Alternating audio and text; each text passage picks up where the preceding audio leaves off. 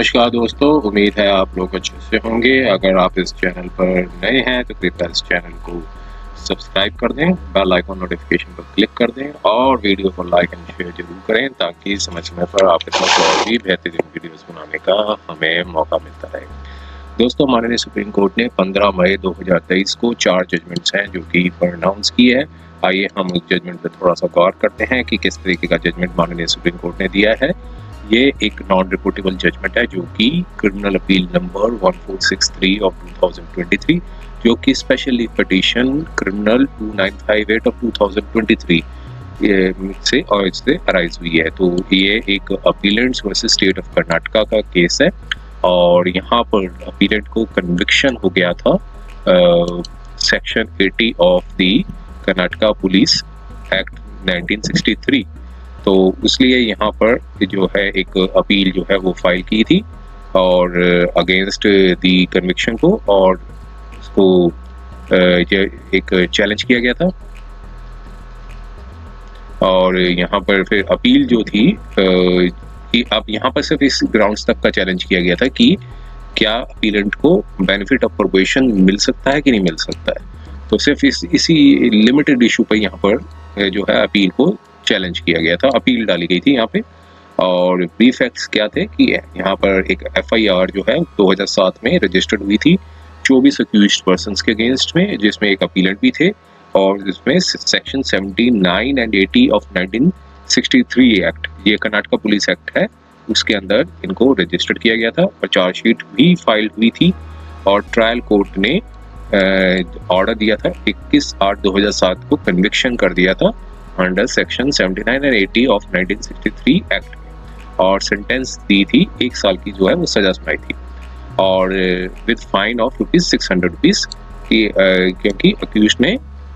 Guilty plead कर दिया था। जो एट द टाइम ऑफ जब फ्रेमिंग चार्जेस में पूछा जाता है कि अक्यूज गिल्टी है कि नहीं, तो यहाँ पर अक्यूज ने अपने आप को गिल्टी प्लीड कर दिया था। और फिर इस स्टेज पे अक्यूज ने एफिडेविट्स भी फाइल किए थे ट्रायल कोर्ट में कि अंडरटेकिंग दी थी कि वो आगे कि वो ऐसे ऑफेंसेस फ्यूचर में नहीं करेंगे। तो ट्रायल कोर्ट ने सेंटेंस दी थी to the imprisonment till rising of the court, जब तक कोर्ट मतलब लगी हुई है तब तक जो है उस दिन तक की जो कोर्ट लगी थी उस तक की इम्प्रिजमेंट उनको दी गई थी। और फिर स्टेट ने प्रेफर की अपील को अक्यूज नंबर 1 और 5 के अगेंस्ट में। लर्नड एडिशनल सेशन जज ने अपील को अलाउ कर दिया और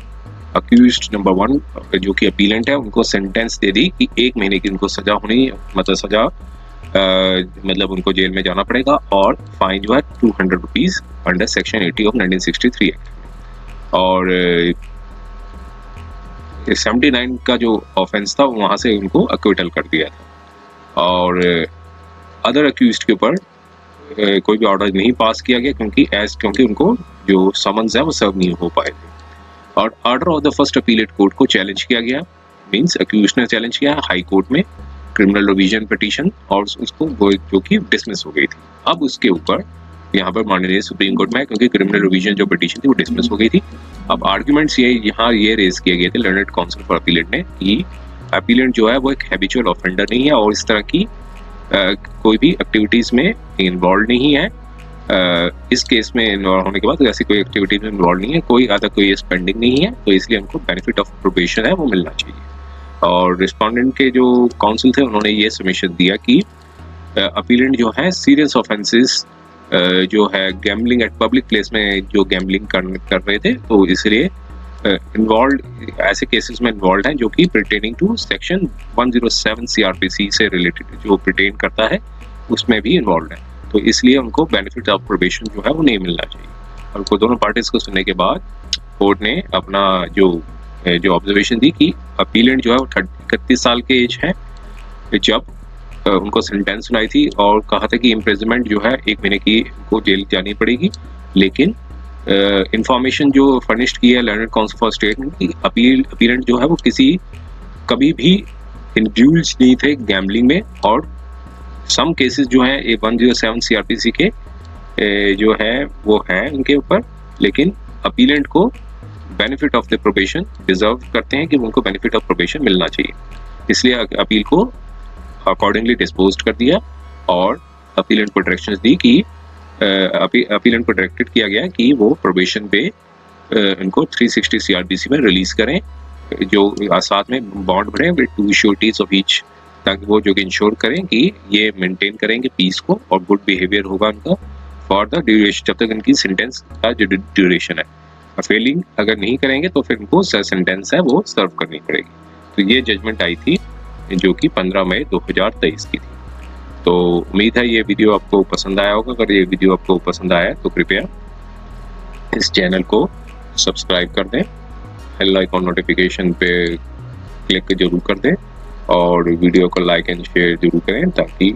समय समय पर आपके समक्ष और भी बेहतरीन वीडियोस बनाने का हमें मौका मिलता रहे। समय देने के लिए बहुत बहुत धन्यवाद।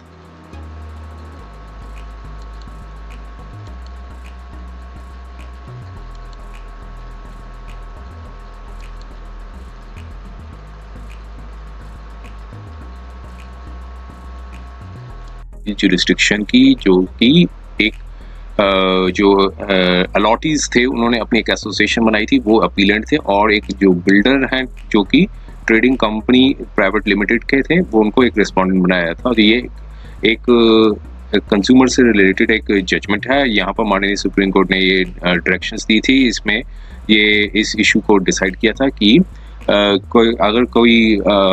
जो कंज्यूमर्स हैं वो अपनी एक एसोसिएशन बना लेते हैं तो क्या वो उनकी जो कंप्लेंट है कंज्यूमर कोर्ट में मेंटेनेबल है कि नहीं है, ये माननीय सुप्रीम कोर्ट ने इस जजमेंट में जो है वो डिसाइड किया था। तो आइए इसके कंटेंट्स को थोड़ा सा देख लेते हैं क्या था ये एक अपीलेंट थे जो कि एक एसोसिएशन से अलॉटीज के, वो रजिस्टर्ड थे under section 6 of Haryana registration and regulation of societies act 2012 के अंदर। तो एक सर्टिफिकेट जो था उनको मिला था उसमें, और रिस्पोंडेंट थे जो कि वो एक बिल्डर है और उनको एक हाउसिंग प्रोजेक्ट था वो बनाया गया था उन्होंने, और यहाँ पर कुछ रिस्पोंडेंट ने यहाँ पर अपने ऑब्लिगेशंस कंप्लीट नहीं किए थे, तो वो कंस्ट्रक्ट नहीं कर पाए थे प्रॉमिस फ्लैट्स को विद इन टाइम एग्रीड जो उनको बताया गया था जो, तो उसके बेसिस पे जो कॉम्पनसेशन थी वो क्लेम की गई थी अलॉटीज ने। तो यहाँ पर ये कंप्लेंट थी वो डाली गई थी NCDRC में डाली गई थी, और जो कंज्यूमर कंप्लेंट है डाली गई थी, और उसमें जो अपीलेंट्स हैं उन्होंने अप्रोच किया था नेशनल कंज्यूमर रिड्रेसल कमीशन में, और यहाँ पर 54 अलॉटीज थे जो कि बाद में कुछ और अलॉटीज ने ज्वाइन किया था। और जब इंटरिम ऑर्डर था कंज्यूमर कोर्ट का वो आया था इसमें, और उसमें प्लीडिंग्स कंप्लीट हुई थी, और जो इंडिविजुअल एफिडेविट्स थे अलॉटीज ने वो जो एक्सचेंज किए थे, और फिर रिट पिटीशन थी जो कि एक फाइल की गई थी रिस्पोंडेंट द्वारा एक, और उसको सुप्रीम कोर्ट ने स्टे लगा दिया था उस पर। और फिर इसके बाद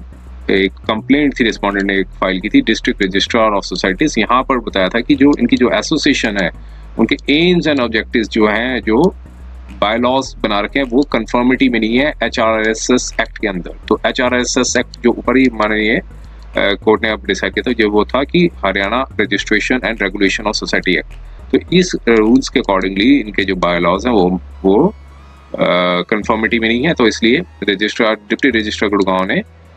एक अपना ऑर्डर निकाला और डायरेक्शंस दिए थे कि अमेंड करें अपने बाय लॉज को 6 महीने के अंदर, नहीं तो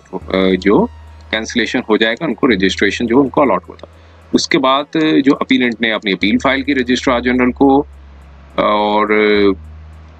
जब प्रोसीडिंग्स पेंडिंग थी रजिस्ट्रार जनरल में बिना कंटेंशन को रेज के, अपीलेंट ने अमेंडमेंट कर दी डिस्ट्रिक्ट रजिस्ट्रार गुड़गांव के जो रजिस्ट्रार के पास जो उनका जो एसोसिएशन रजिस्टर थे उसको अमेंड कर दिया। और फिर उसके बाद कंप्लेंट जो थी वो टेकन अप हुई नेशनल कमीशन पे फॉर हेयरिंग पे, और जो ऑर्डर था स्टेट रजिस्ट्रार का जो पास हुआ था 12 फरवरी 2019 को, जो कि इसलिए प्रोसीडिंग्स को सैनिटाइज कर दिया NCDRC ने कि जब तक आउटकम नहीं आ जाता रजिस्ट्रार जनरल का तब तक कोर्ट सैनिटाइज नहीं करती, मीन्स तब तक प्रोसीडिंग्स को एक किस्म से एक तरह का स्टे होता है वो लगा दिया, और जब तक उसका आउटकम नहीं आता। फिर इसके बाद अपीलेंट ने एप्लीकेशन रजिस्ट्रार जनरल को दी और बताया कि हमारे लॉज जो हैं अमेंडेड हो चुके हैं बायो लॉज को, और रिट पिटीशन भी जो है अपीलेंट ने फाइल की और high court of Punjab Haryana में, और इसमें डायरेक्शंस दिया गया रजिस्ट्रार जनरल को कि जो इन्होंने जो इंटरिम एप्लीकेशन है उससे एक्सपीडिशियसली डिसाइड करें। और इसके बाद रिस्पोंडेंट ने यहाँ पर कंटेंशन रेज की। एक कॉपी थी ऑर्डर की 4 अक्टूबर 2019 की, जिसमें बताया गया था कि डिपार्टमेंट जो है उन्होंने अपने इंटेंशन दी है कि वो कैंसिल कर रजिस्ट्रेशन को कैंसिल करने के लिए, इसलिए रजिस्ट्रार जनरल ने एक रिस्ट्रेनिंग ऑर्डर पास कर दिया कैंसिलेशन ऑफ रजिस्ट्रेशन का। अब एप्लीकेशन जो थी अपीलेंट ने फाइल की थी एनसीडीआरसी में नेशनल कमीशन में कि अमेंडेड जो बायलॉज है उसको रिकॉर्ड में ले लिया जाए, और जो स्टे है जो ग्रांट किया गया है विद जो ऑर्डर ऑफ द स्टे जो है वो ग्रांट किया गया है, इसलिए कॉन्सिक्वेंशनल प्रेयर जो है और प्रोसीडिंग्स को रिवाइवल कर दिया जाए, मींस वापस से दोबारा से जो सैनिटाइज था उसको अब कह दिया कि इसको रिवोक मतलब रिवाइवल कर दिया जाए। और इंटरलोकेटरी एप्लीकेशन अलाउड हो गई थी। उसके बाद डॉक्यूमेंट्स फाइल हुए और उसके बाद ऑर्डर को रिकॉल किया गया था रिस्पोंडेंट ने रिव्यू एप्लीकेशन द्वारा। और डिस्ट्रिक्ट रजिस्ट्रार डिस्ट्रिक्ट गुड़गांव ने यहाँ पर अमेंडमेंट्स को होल्ड कर लिया और इस प्रमाइस पे कि जो पीरियड जो 6 मंथ्स है वो जो ग्रांट किया गया था वो एक्सपायर्ड हो चुका है। जो 6 महीने का उनको जो टाइम दिया था एसोसिएशन को, तो वो 6 महीने के बाद जो है वो दिया गया था, तो इसलिए उनको जो होल्ड में कर लिया। रजिस्ट्रार जनरल ने अपील जो डाली हुई थी उसको डिसमिस कर दिया, जो कि अपीलेंट द्वारा थी। तो अपीलेंट का जो appellate registration was not cancel, लेकिन जो एप्लीकेशन थी वो डिसमिस कर दी थी, अपील एप्लीकेशन। अब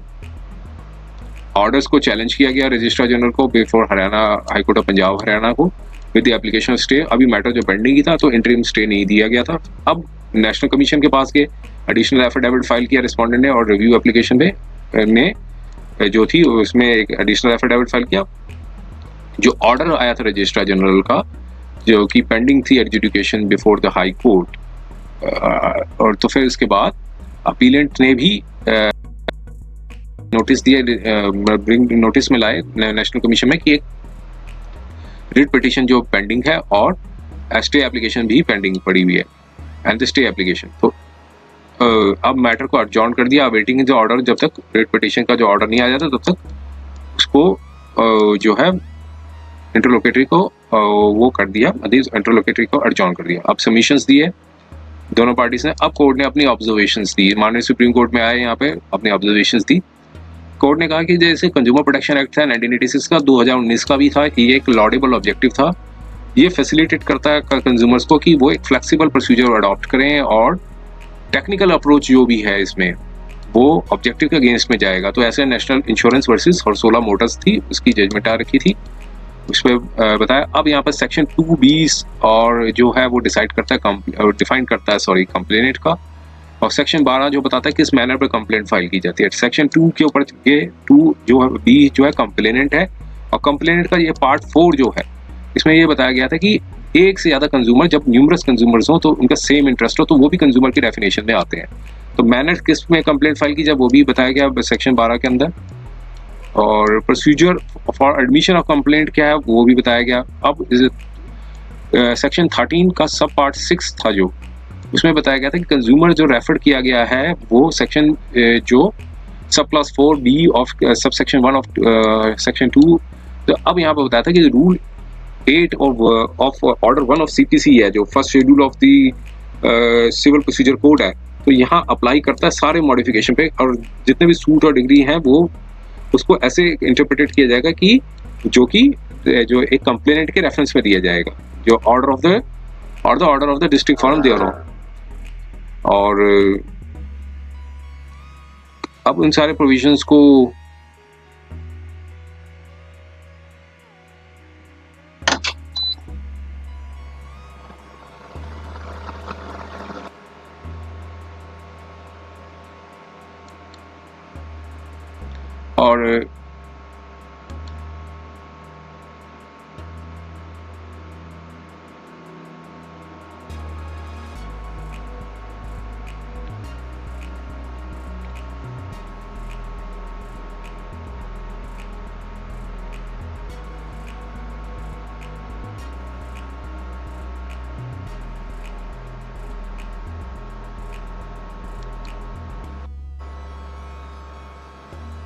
और फिर जब ये सारे प्रोविजंस को कोजॉइंटली रीड किया गया तो सेक्शन जो 2 सब पार्ट बी सब पार्ट 1 पार्ट 1 ऑफ 1986 का जो इंटरप्रिटेशन निकाली गई थी वो कंज्यूमर्स के लिए निकाली गई थी, और उसका जो बताया गया कि ये stand on distinct and different footings है सब सेक्शन सब पार्ट 1B ऑफ 4, जब न्यूमरस कंप्लेंट्स जो है वो इन सबका सेम इंटरेस्ट होता है। तो और sub section part 1C of 12 of the 1986 act को रीड किया जाना चाहिए with subsection 6 of the subsection 13 of 1986 act, जो कॉन्टेम्पलेट्स करता है कि प्रोसीजर क्या है ऑन एडमिशन ऑफ कंप्लेंट। तो फिर ऐसे में जो एप्लीकेशन है of order 1 rule 8 of the CPC, जो कि स्पीक्स ऑफ द प्लेंटिफ जो रिप्रेजेंट करते हैं other public as a whole, तो फिर which would be required only in case involving a complaint under section 12 subpart 1C of 1986 act. So in other words doesn't have any application. Similarly complaints, तो यहाँ पर court ने ये बताया कि जितने similarly complainants है वो jointly अपनी complaint कर सकते हैं और सेम रिलीफ ले सकते हैं। तो यहाँ पर कोई there is no question of order 1 rule 8 of CPC being complied with as they do not represent the others, क्योंकि यहाँ पर पब्लिक इंटरेस्ट, अगर कोई लार्जर पब्लिक इंटरेस्ट नहीं इन्वॉल्व है तो यहाँ पर कंप्लेंट्स जो है वो रिलीफ ले सकते हैं फॉर देमसेल्फ, और उससे आगे का बियॉन्ड नथिंग बियॉन्ड दैट। तो यहाँ पर 219 का जो एक्ट था वो भी बताया कि पैरीमेट्रिया है, मींस बिल्कुल सेम है वैसा ही जैसा जब पहले का था। और यहाँ पर कोर्ट ने एक अपना ऑर्डर दे रखा था brigade enterprises limited versus Anil Kumar Virmani का, उस जजमेंट में भी यही क्वेश्चन को डिस्कस किया गया था, और उस सारे जो प्रिंसिपल्स को यहाँ पर भी अप्लाई किया, और उस जजमेंट को बाद कोर्ट ने यहाँ पर यही जो कंक्लूजन निकाला कि जो इस और जो कंक्लूजन पे यहाँ पर ये आए कि जो नेशनल कमीशन जो है वो टुक नोट, ऑलरेडी उन्होंने नोट लिया था सब्सिक्वेंट डिसीजन में कि जो प्रेजेंट अपील्स को अलाउ किया जाता है, कंप्लेंट जो है वो ऑलरेडी बीन रजिस्टर्ड है। तो जो इशू जो परटेन करता है रजिस्ट्रेशन का और जो बाय लॉज का, तो उसका कोई रेलिवेंसी नहीं है जब वो सबमिशंस जो in the light of submission before made by the learned council of appellate की एफिडेविट्स जो है वो फाइल किए हैं इंडिविजुअल अलॉटीज ने, तो पेडेंटिक और हाइपर टेक्निकल अप्रोच जो है वो डैमेज कर देगी कंज्यूमरिज्म, जो कॉन्सेप्ट ऑफ कंज्यूमरिज्म का बनाया गया है। तो यहाँ पर आफ्टर 5 years द अपीलेंट, यहाँ पर हमने नोट किया, कोर्ट ने कहा कि हमने यहाँ नोट किया कि 5 साल होने के बाद भी अपीलेंट जो है वो प्रोसीड नहीं कर पाए हैं, तो ये केस आगे बढ़ा नहीं है, इसलिए इम्पीच्ड ऑर्डर को सेटिसाइड किया जाता है और अपील्स को अलाउ की जाती है। तो नेशनल कमीशन को अब कहा कि वो इस मैटर को हेयर करें और एक्सपीडिशियसली मतलब केस को डिसाइड करें। तो ये था जजमेंट। तो उम्मीद है ये वीडियो आपको पसंद आया होगा, इसमें 2 जजमेंट्स थी इस वीडियोस में, और अगर ये वीडियो आपको पसंद आया तो कृपया इस चैनल को सब्सक्राइब कर दें और बेल आइकन नोटिफिकेशन पर क्लिक कर दें, और वीडियो को लाइक एंड शेयर जरूर करें ताकि समय समय पर आपके समक्ष और भी बेहतरीन वीडियोस बनाने का हमें मौका मिलता रहे। समय देने के लिए बहुत बहुत धन्यवाद।